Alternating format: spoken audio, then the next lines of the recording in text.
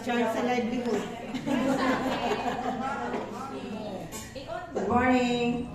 So, nana ko'y correction ng dili ko daycare worker to. So, suwa, samahang walang asawa.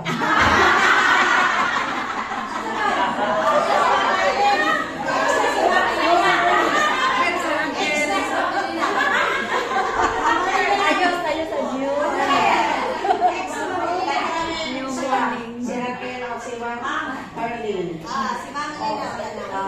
Pero isa na aking love.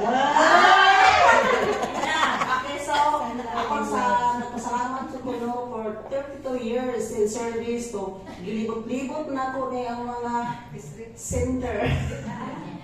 So, ako lang nalibot ang Bahay Pag-asa o Sidlakan. No? So, nakaanak din ko nga hindi man niya akong servisyo.